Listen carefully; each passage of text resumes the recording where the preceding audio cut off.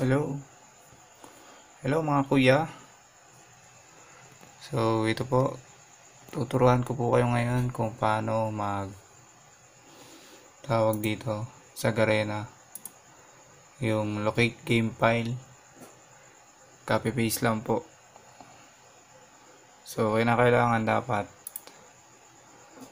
meron kayong tawag dito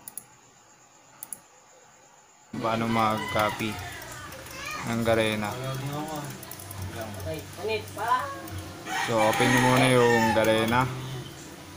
Ayan, login tayo. Wala pa akong Garena.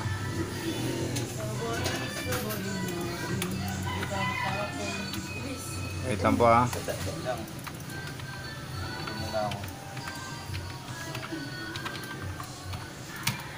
Ayan.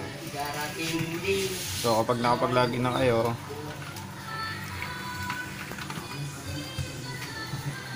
tuturuan natin sila kung paano mag dito ba yung pinipindot dito? Local.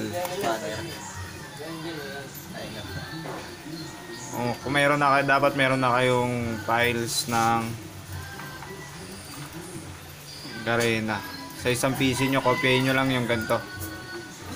Locate nyo lang, locate game files. Ayan, wala po akong Garena. Para hindi na po yun natatagalan mag-install. Locate game files, click nyo. Change. Click nyo po change.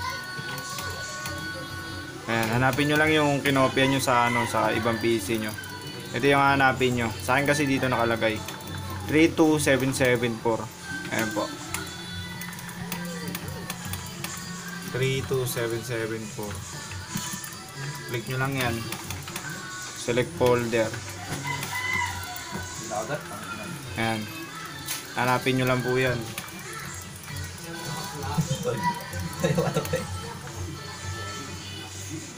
Tapos okay nyo po. Okay nyo po. Ayan, naglagay na po siya. Ayan na po. Game files are manually located now. Ayan, mag-play na po. Tapos click nyo lang play. Meron na po kayo nyan. Ayan. Meron na po. Maraming salamat po. Click nyo lang po subscribe. Tuturuan ko po kayo ulit sa mga susunod. Mga manual patch naman po tayo. Manual patch sa mga susunod. Salamat po. Ayan, mag-open na yan.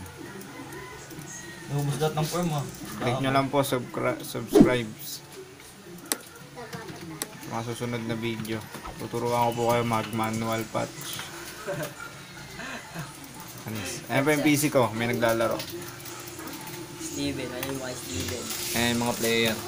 Panis! Steven, Ayan na po, okay na po. yung mga dating dayuhan dito sa kung sinong kalaban sa LoL, tatalunin namin. Okay na po. Playing. Nako, nawalan po ako ng oras.